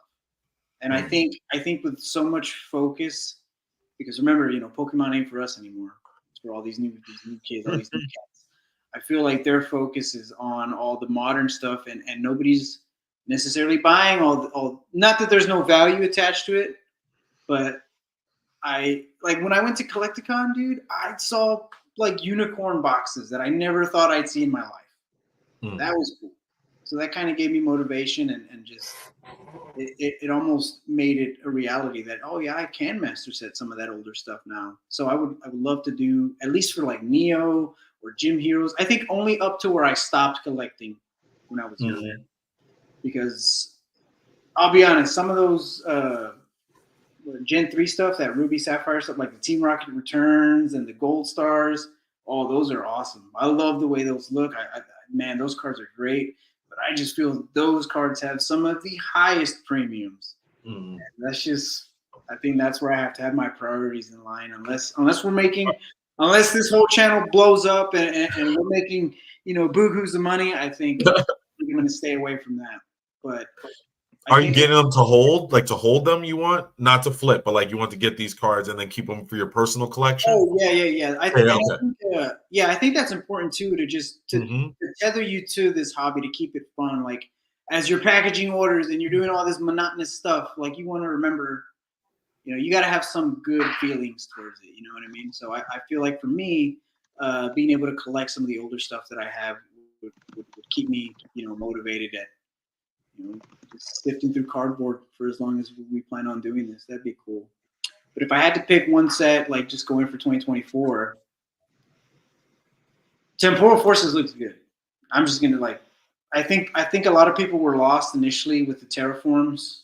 Like Obsidian Flame. Everybody hated Obsidian Flames, right? I think eventually it's gonna be one of those sets of like you were saying, Don. People were sleeping on Obsidian Flames and blah blah blah. I don't think the headdresses are that. It's new. Nobody nothing new is going to be ever appreciated, right?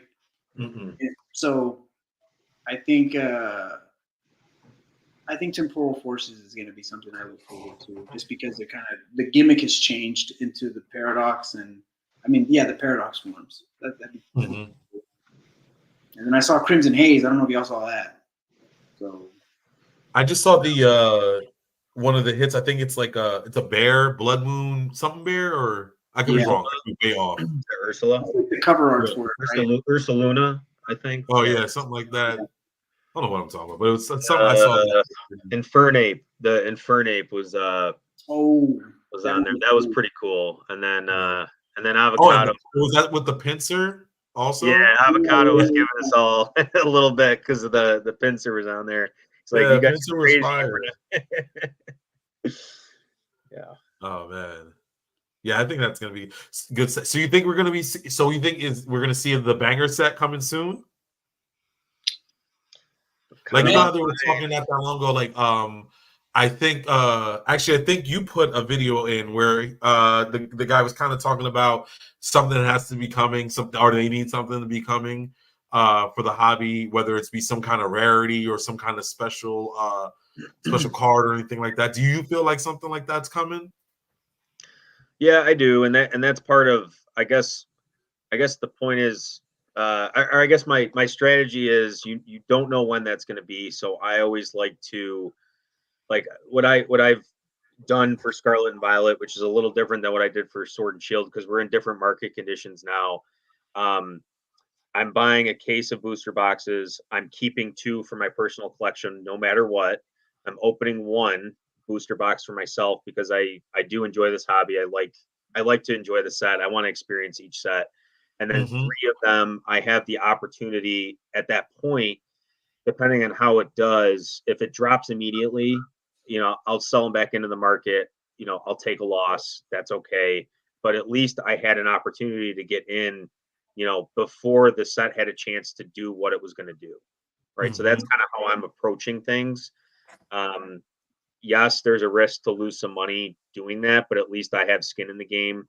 And I'm not really I'm not putting it all on the line to spend $600 and lose it all. I'm putting up $600. I'm keeping, whatever that is. I'm keeping a third of that, right? So I'm keeping 200 of that anyway. And then I might lose 10 to 15% of that, however amount that I end up selling back. So from my perspective, I get to enjoy the set, get it on release day. And if it does pop off, well, now I have it and I can either choose to sell it back into the market or I can hold it. Keep it tucked away. Yeah. So that's just how I'm doing it, right? It might not work for everybody, but that's how I've been kind of approaching each set kind of going forward. But yes, I do believe at some point we are going to get something that's how, they know that's what keeps people coming back, right? Like the collectors, right? Like they know that they're not dumb. They know they're going to have to put out a black swan type box here in probably the next year. I would say the next probably 4 sets, right? Hopefully it's sooner than later, but that's what I have to believe.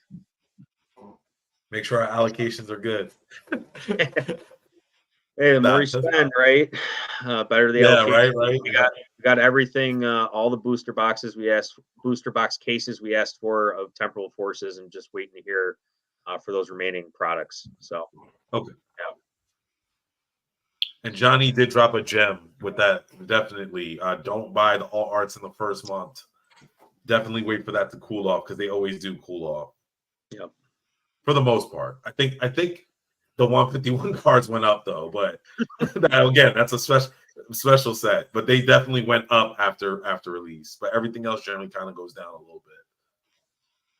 Yeah, I think there's volatility if you're trying to make a short-term play, no matter what it is. If you're trying to make a short-term play, there's always going to be higher risk than if you just buy and hold. Like if I buy and hold a set like Scarlet and Violet at, even if I buy a set like Scarlet and Violet at $100 for a case and I spend $600 and it drops to $500 2 months later, I don't care, because I'm going to hold that set for 3 to 4 years. And by 3 to 4 years pass, it's already going to be, we're Lost Origin, Chilling Reign, right? Maybe 9,000 or 900 to 1,000 at that point. Like, I guess that's the approach I'd be taking there with the 2 extra boxes that I'm holding on the side. That's kind of how I'm approaching it. I'm just trying to. I'm looking. I might be looking too deep into the question or to the suggestion. So it sounds like it is a short term, but where are you buying alt arts to make a quick flip like that? Like what? Like maybe buying grade, or I guess that's a good question. Like maybe you're buying from the guys on Facebook that broke Street Date. You're just flipping them back on, or maybe you're trying to rush in and make those first to market plays as raw cards. I guess maybe. Well, or maybe he's implying to be like, I'm the first to finish the set, and we'll pay. Pay money, actually, just, I guess, to be able to say that, because I don't see the value in any situation purchasing some of those cards. I guess usually pre-release you would say that, right? Pre-release is when the prices are super ridiculous, like unjustifiably high. But somebody might want to be like, oh, but I got the card, it's not even out yet. I have it. Might have that kind of situation. I don't know. I don't personally purchase cards within that first month time frame, but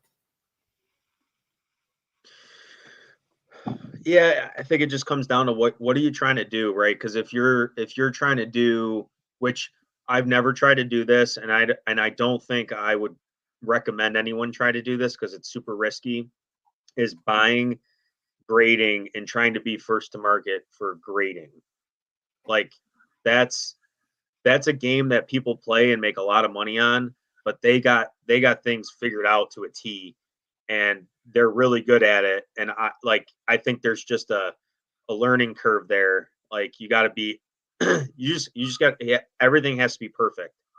Like there can't be any delays. There can't be a day of delayed shipping, right? Like you got to be first for everything. That's the only thing I can think of. Like, if you could guarantee me for this next set 10 mint plus cards of the chase, right? Then at that point, like I would say, okay, yeah, I'll pay a premium for those because I'm going to send it in on one of the higher tiers, get it back in a couple days, and then list those on eBay for an even higher premium. Like that's the only thing I can think of for a new set for a first to market type play. But I don't do those because it's just there's too much out of your control at that point. I just remembered something. So Fabi actually told me that Beckett is in like Plano, like so that's very local to my area. Maybe like within 45 to an hour minute drive.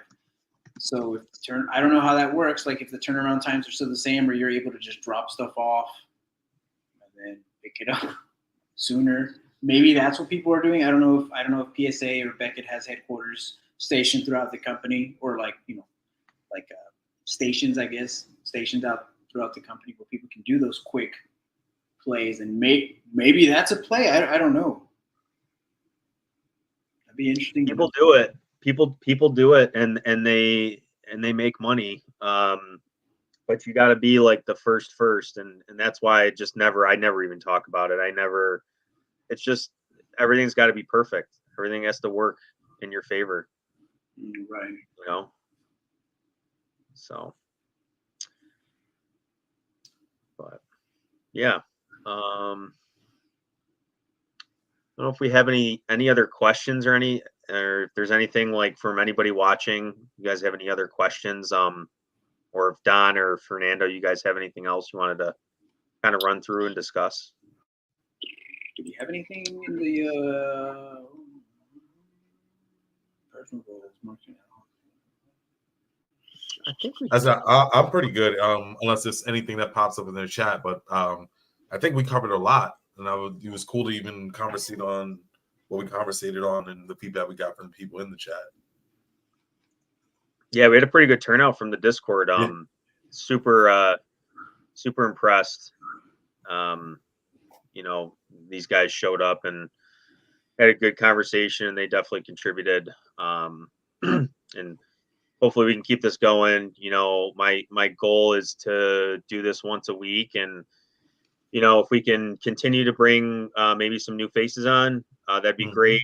We can also we can bring up to like 6 people on here, right? So if we want to bring the same people too, like it's we're really just figuring this out. So it's whatever works and whatever people want to do, and whatever works for people's schedules, right? So Wednesdays, I guess going into like the summer and stuff, I'm going to be free on Wednesdays. I'm not going to have anything, so I should be able to accommodate this slot. So yeah, I'm excited to see new faces. Inspired. I want to see Tin talk about his ventures, because I know he does a lot of. He goes to shows and stuff. Like this guy, I hope grinded. Saying that he's based in Austin, but he's planning on coming up here, and he has his little Twitch set up, and he's working, he's busting tail, and I want to do those things too. So it'd be cool to have his perspective and stuff. Yeah, I jumped into his live. He was at a show this weekend, and he took some time to answer some questions. He brought the camera down to show me what he was working with. Like he went above and beyond. And I was just asking him a couple questions, being nosy. And he's like, "Nah, Stacks, we can talk shop. Let's go." I was like, "All right, let's go. Thank you." Yeah, he's great. He's an open book, and that makes me very appreciative of the people who are in the community, in this group in particular, because I'm a part of other groups too. Like I'm just looking at my Discord and all the little circles you got there, and man, there's just always some people who just like to argue for the sake of arguing, and I'm like, oh. I don't need this energy. I'm like, bro, shut up. Yeah. Are you in another Discord, or are you at work? What do you mean? Oh I'm just yeah, saying, like at work, I feel like that's the same thing at work. Some people just will argue to argue. yeah. It's a little bit of both. Yeah, for sure. But yeah, some of these other discords are wild. Like, so I mean, I watch a lot of Alex's Nostalgianomics' stuff, Mm-hmm. and he's like, guys, I'm not gonna get into that. You guys, if you guys something to say to me, you can say it to my face. Like I can just tell that he's over it sometimes. Yeah. And it's crazy. It's crazy to think that there are haters in the community based around cardboard, right? Like Mm-hmm. it's just cardboard. I think he notes that like maybe a few years back he was a little more brash and like Oh, his he like was. responses. He And I was. think he was okay. Oh yeah, I he didn't. was. I haven't watched him for like super long, but I've heard him reference that one of the shows. Like back before I got some flack because I was a little bit this, that, and the third. He definitely went a different way since then. Like as far as like just not being in the drama. But I guess you have experience with that. Well, No, not me personally. I'm seeing just him. saying, like I followed him. Like I felt like I've followed. Like I like he has a lot of really good things to say. I think he has a lot of really good thoughts. His analysis, I really like his analysis. Just in general, right? Everybody has a personality. He's always positive, and I feel like that's Yeah. super important. Like whether it's And that fake, folks intro is perfect. Folks. oh, Yeah. You're like, he's on. Where's he? I think what it comes down to is, there's all these different like personalities and they all have their own perspectives based on their own experiences. And you got to take bits and pieces from everybody to come up with your own story and how you kind of think of everything, right? Like, what is your take on the hobby and where you are and where you should be? And like, I think there's so many good tools and resources out there. Alex being one of them. I really like Pokemon Knowledge is another one. I could sit here and listen to him talk for hours. Like PK is awesome, and I know those two don't get along. Like those two have beef, and it's just funny because like it's guys, it's Pokemon. Like guys, is that guy? Yeah, right. Like, oh my god! Like, can you guys just talk and stay in your lanes and be a little bit like professional, like the professionals you guys are. Like they're adults, like they have jobs. I mean, anyways, you guys just take what you can from those people to improve your own situation and use that information. Yeah, for sure. No, yeah, it's cool. And I even saw Dan at Catch 'em All Collectible. I think, right? Oh, did you really? Yeah, he was there. I like Dan. I like Dan. He was he had his own, and he had his big old area booth. I'll admit I was a little shy because he's a big personality or whatever, but he was just sitting there just real chill, and he had all his little minions just doing his thing. So that was kind of cool to see that like these people are working, they're out there working. And I guess as a piece of advice to everybody who's trying to do this, like it is work. I absolutely think it's work. I'm learning that firsthand. I'm learning that more as you go on. And it's just like right now I'm in the process of I'm pretty fortunate to be getting the orders on TCG Player for this Magic stuff, but I'm already tired of writing these addresses on envelopes, my man. Like, so that's where you start learning your groove and your routine, and that's I've said it multiple times already, but that's a goal of mine, is getting into that routine, because it is work. And at some point, how do you value your time? That's important, because then it's just a second job. And do you have time for a second job? Like, I don't have kids or anything, but if I did, wow, I don't think I could be doing this for very long without one of them, tugging on me or something. And that's playing on even what I was saying before about like not letting it become a stress also, because it'll deter you from doing this. Like if it's like I grind all day at my 9 to 5 and then I'm going to come to this and not enjoy it, then why am I doing it? I always want to keep that enjoyment factor with the rich structure, though, of course, because at the end of the day, it's tied to dollar signs, like you're saying, Fern. But you also want to rip a few packs. You want to do the little things that keep it fresh for you. So I guess my question to you, Don, is like you talk about the store and stuff. Like how it might be a hard question to answer, but how big do you want to get? Because when I think of big, I'm thinking of the people who have a storefront, who have pallets of material coming in, who are sorting cards, who have cards, RNG games. That's another good resource. Yeah. RNG games. Like I think of people like Rob that are like big. So yeah, no, I actually don't even want to get that big at all. I actually have a sustainable number in my head that I kind of want to touch, where it like makes my collection collecting free.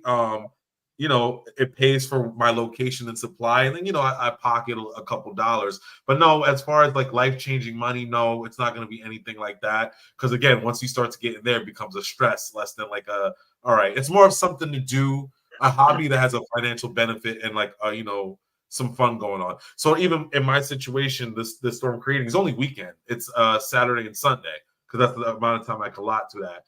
And it's a schedule that I'm going to want. So I'm thinking about doing kind of like a 10 to 3, 10 to 4, nothing stressful, just something easy, couple hours out there, and take it down. But not big like catch small collectibles or anything like that. Yeah. Almost like a third space then. Like a third space. Almost like a third space. I don't know if you've ever heard of it. Okay. And then I always feel like if it gets too much, I can always default back to eBay with my supply and things like that. So, that's my play on it. I mean, what about you, Walt? Like we've talked about it a couple times, and yeah. So I mean, family's really important to me, right? I grew up in the area that I'm in right now. Fortunate enough to have 2 of my grandparents still living. Have my whole I've got a brother or sister here. I've got both my parents, and then I've got aunts and uncles, and then I've also got obviously my girlfriend, and then a good network of friends that live here, and I like to spend a lot of time with them, right? And that's important to me. So I think, like we talked about a little bit before the stream, it's just the balance, and right now, I feel like what I'm doing, I'm able to balance, and I'm I'm weary of just kind of opening the floodgates and doubling the membership, because I know at that point it's just gonna, like Don was saying, it's gonna be a stressor. It's gonna create another job, like almost like a full-time job in my life, and I also, I mean, we need to make sure we can get the product right. Like I don't want to promise everyone like, hey, we're going to get all this product, and then come release day we're not going to get the product. Like that's not fair. So it's a couple of those things, right? Is like you got to grow at the right pace, and it's got to fit your lifestyle. So yeah, now all the questions are coming to me. I hope you're okay with that. I don't know how short you guys are on time. No, I'm good. My girlfriend's in Florida, so. Oh, yes. Right. I was gonna ask. Yeah, I was gonna ask Don if eBay and the store, I guess, are your primary sources of selling this stuff, or do you sell on TCG Player at all?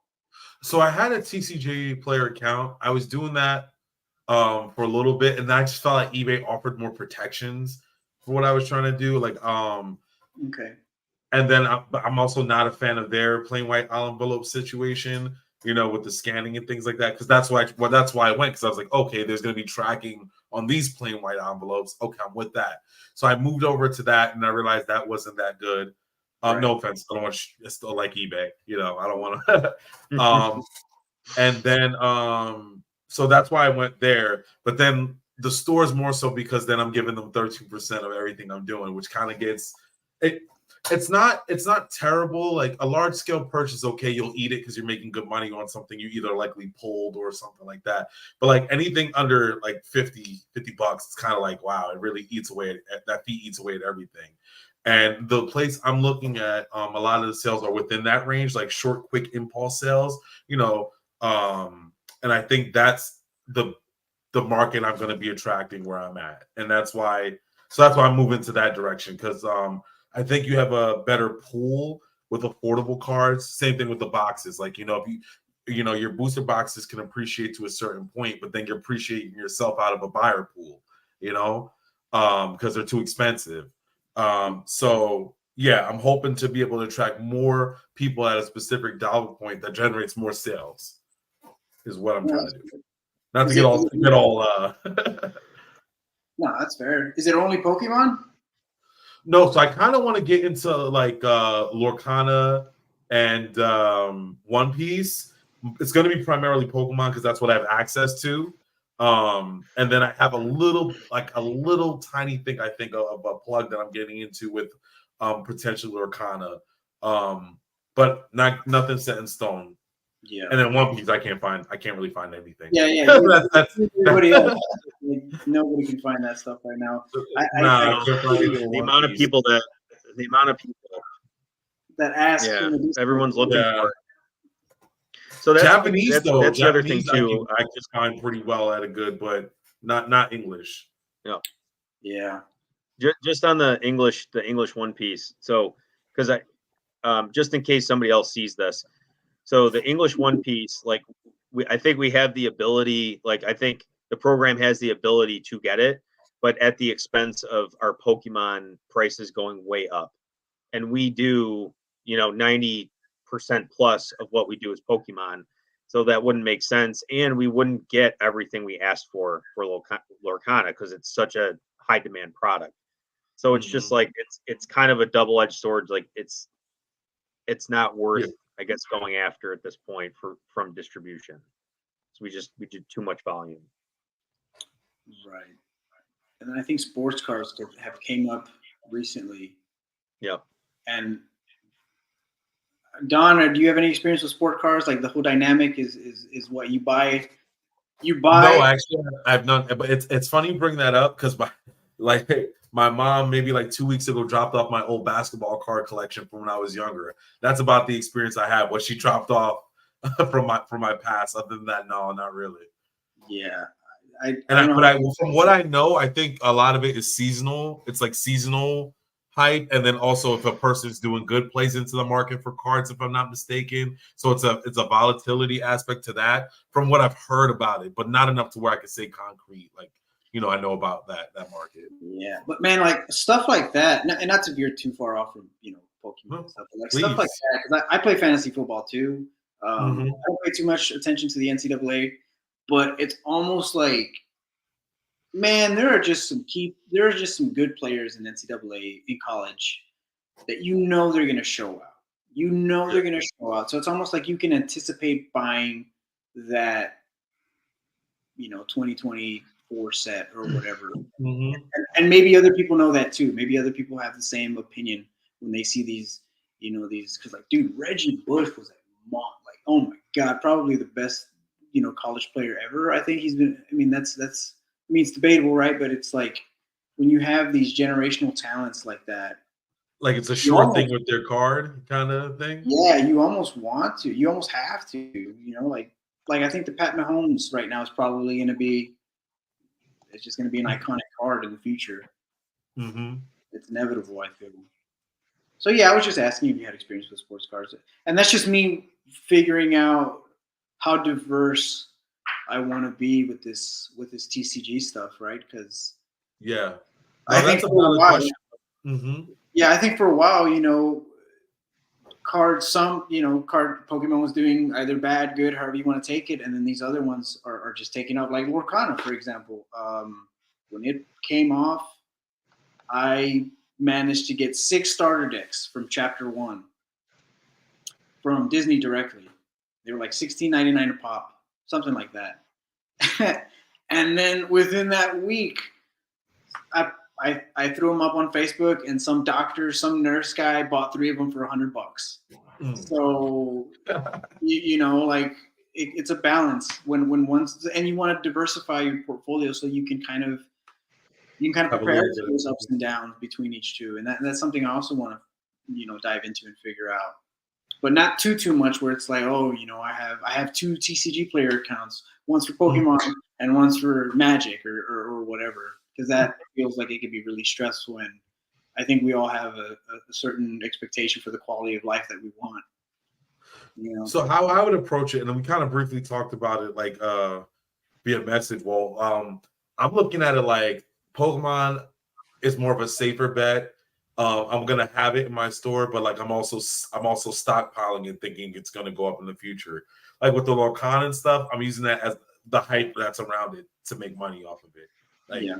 you know what I mean? But necessarily, I'm not collecting it to go put it away or anything like that. So that's how I look at it. Like, that's more of like probably the fast money while it's hot, because I don't know the longevity of the TCG. But Pokemon, it's more of the safe bet for me, where I'm still gonna have it, it's still gonna move, but I'm also putting some of that away for the future. Yeah, it's almost like could you and I guess it's obviously on a case by case basis, but could you almost like let's say you buy 6 booster boxes of Lorcana and it goes from 100 to $200. It's like, do you sell 3 of those boxes and keep the other 3 for basically for free? And now you have no risk and it's all upside. And now you can now you maybe can set that to the side, and now it's part of your investment portfolio, if you will. Right? Like that's kind of how I look at things, is like, how do I get my cost basis down as far as possible? Right, to basically just reduce the risk. So that's one way you could look at it too. Is like, can you sell off part of it and then keep the remainder of it for free, right? And then kind of do it that way. Yeah. Well, playing with house money, basically, right? Like, because then it doesn't matter what happens with the 3 boxes; they're zero cost to you. Yeah. Anyway, the opportunity cost is not selling everything at peak, right? And losing out on that. Like, let's say you held it, they're $200. You kept those 3, and they go all the way down to 50, and you sell them at 50. Well, you just lost, $450, right? That would be the loss. But in reality, if you look at the whole transaction, you're actually up. Yeah. You already sold the 3 for 600, so you already got your cost back. It's covered what you put into to begin with. But you still, at that point, if you reset, you're like, okay, your opportunity cost was not selling there, right, and holding, and you lost $450. This is the way. Because if you had sold at that point, you would have gotten that amount. Yep, exactly. Yeah. So you can look at it 2 different ways, right? 100%. Yeah. I have another question for you, and I'm going to ask both of you if you guys had a hard time, like, detaching yourself from the sentiment behind the cards. You know what I mean? Like, it's like, hey, these are cool, and I don't want to sell it, but that's the whole point. I'm here, right? That's the whole point. That's the whole reason I'm doing this. For me, I want to say it was hard at first until you start buying and buying and buying more inventory, and now I'm just like, all right, now we got to do something, because there's no reason why we shouldn't be listing and selling. So I guess the question is, did you guys have a hard time detaching yourself from like what it is, like a card game, a card collector's game? So I have. You want to go? I don't care. You could take it if you're ready. Yeah. I was just gonna say, I did have an issue. So when I first came back, I was completing master sets, and then I realized, like, well, all these cards are actually worth more to me doing something else than just sitting in this binder that I don't look at, So at first I couldn't detach, and then I realized, like, okay, well, especially for the modern product, I was like, well, this is going to be around for the next 2 years. If I really love this card this much, I'll either be able to buy it or maybe I'll pull it again because it's here. I find it a little more difficult to detach for something if I had it from like back in the day. So like I have like a PSA 10 Ancient Mew. Like that's probably going to rock out with me like forever. Like I remember the movie. I remember it came out. It has like a specific meaning to me. And I also can't just get that at a reasonable price. But a lot of the stuff within the modern times, I feel like if I have an opportunity to go back and get it, I can part with it. And then if I really feel buyer's remorse, I can always go back and get it. So I guess it really has to depend on when it comes out, if I have an opportunity to get it again, and then if it's a sentimental value from like when I was a child and like it needs to stay with me. I don't know. That was my attempt at it. No, that's fair. Yeah. Yeah. Yeah. So for me, I think that the detachment is easier for me just because I've got like these little, I would say, nuggets on the side of binders and different things that like I kind of like it, and they were kind of cheap. Specifically, like I really like collecting the pack wrappers from like vintage sets, like back to like base set, Fossil Jungle, like I've got like an art set of Sky Ridge. I picked that up early on, like $5 a pack, like a long time ago.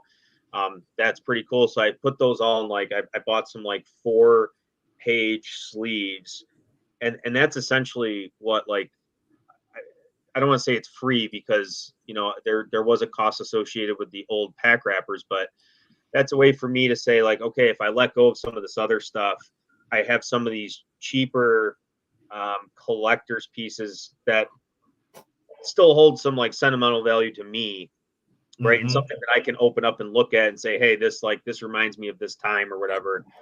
And then on top of that, there's the other binders that I have where I'll put like heavily played or super played cards, away from a collection that I bought it, I flipped it, and this is just kind of a residual card that I pulled out of it. And I'll do that like a little bit at a time and create this little like binder just for myself. That's kind of separate from everything else. So if I had to just like detach from everything and sell off everything, I wouldn't include those pieces. And there's like some other things similar to those that are off in the background too. Having those, I think, would help me detach from all the other like sealed booster boxes and stuff. And that's just me, right? Like that's just how I'm rationalizing it in my head. And I also tell myself, like, hey, if I really needed to detach, I feel like you could start again. Like, yeah, it would take a lot of time and it would be a lot of hard work, but you can start again. I mean, it's not like you can't go back and start from ground zero. So I don't know. That's my take on it. Do you guys have a dream item? Something that, what is it? Oh yeah. I think a sealed Call Legends or sealed Skyridge booster box would be like my dream. Wow. My dream box. Yeah. Which is not like, it's not even like in my, I feel like Call Legends could be if the collection gets big enough and like I trade for it or something. Skyridge I don't think will ever be a possibility because like you're getting into the like, okay, down payment on a house type box. Never like that's just never ever going to be a thing for me. So if I ever stumbled across one, like I think everybody has had the dream of like stumbling across something at like a garage sale or like you find something in a storage unit or something like that. Like you can dream of that. Like that would be pretty cool. stumble upon something, but that's about it. So what about you guys? What are your dream items? Sealed, it would definitely be base set booster box or Team Rocket. Time and a place, the cool one. Yeah. Cards, I guess. I wanted that Ancient Mew, so like that definitely made me happy. And then I would say, I guess I could get them, but like the Shining set, like Shining Mewtwo, the Gyarados, maybe PSA. It doesn't have to be 10, but like in that range, but like an attainable version, something that I can go but not drop thousands of on.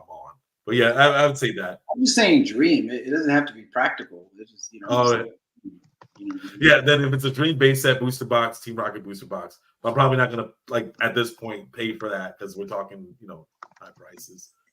Yeah, I think mine's like a wild dream. I want an uncut sheet. I want an uncut sheet.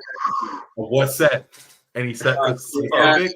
base. There's this girl that I follow on Instagram. I think it's like, I'm butchering her name, like Danarion or whatever. She made an arrangement to have a Neo sheet, and she bought a Neo sheet. I think it was from Neo Destiny, I believe.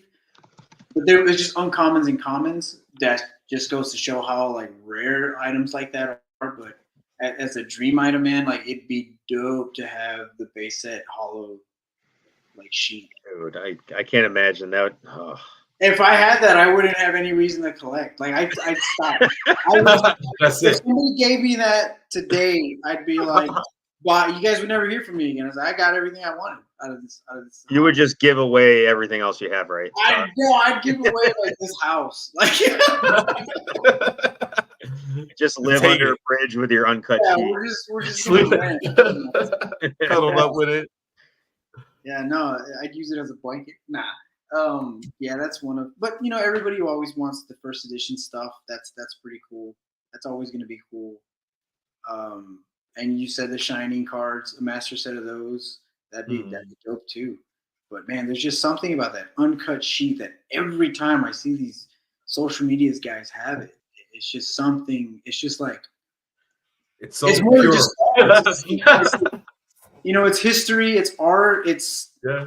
I think that's what drives me to it. Just the fact that there's so much history, and I mean it's a generational thing, right? Yeah, That's definitely. Yo, Walt, does it reset your 5 hours March 1, or did we just use up your 30 days? No, dude, it's 20 hours. I mean, if we're doing 4 streams, right? Like if we're doing 4 streams a month, we're fine. I mean, okay, cool. We're not going to go for 5-hour streams. I forgot. That's what I saw 5 hours. I saw it said 5 hours for something. I was like, I think it's recording. I think it's like if you want to record it and store the file on their server or whatever, I think that's what it is. That's what we gotcha. What's the first tier? What's the first tier like? I'm sorry, what was that? What is the first tier like? If we want more hours, what does that look like? I can look it up. I on my phone actually. So so I know it's $20 for basic, right? Like that, which is not that much. It's not that bad. I mean, it's $20 a month, so it's not like it's nothing. I mean, that might be worth it depending on how many, how much value and substance we can put out on this stuff. Yeah, I was watching that. Even I thought this was pretty cool. And if you rotate to people that join in, throughout the month, get a different perspective. Hopefully, we set the tempo. Now people are like, all right, they did it, we can do it. Type of vibe. Just it's not that hard, man. I feel like a lot of people get stage fright and stuff like that. And I don't want to be in front of a camera, but if you're talking about things that you're genuinely interested in and you love doing it, it should be no problem.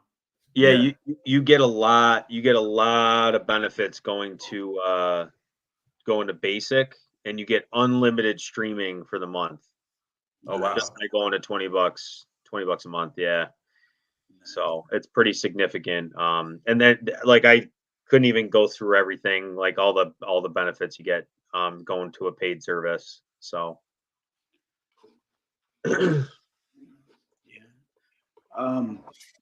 but I guess maybe we're coming to a close here shortly, unless you guys have any other questions. I think I asked too many.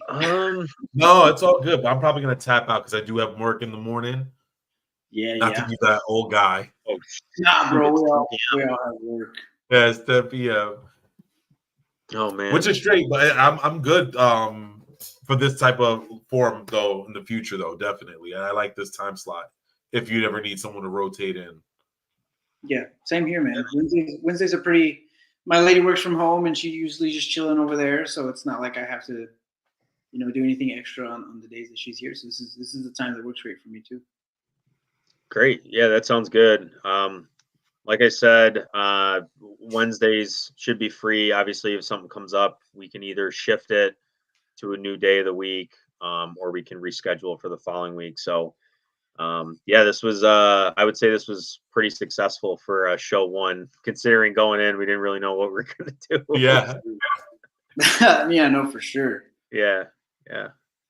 Well, cool guys. Yeah, it was great to finally get to see you guys, face to face. I know we've done a lot of talking in the Discord and everything. So this was awesome. Thanks for coming on. Yeah, no problem. We'll see everybody. Definitely. Thanks for having me. Cool guys. All right. Well, have a good night. Thanks everyone. Right. Later, Fernando. Later, man. All right. See you guys. All right.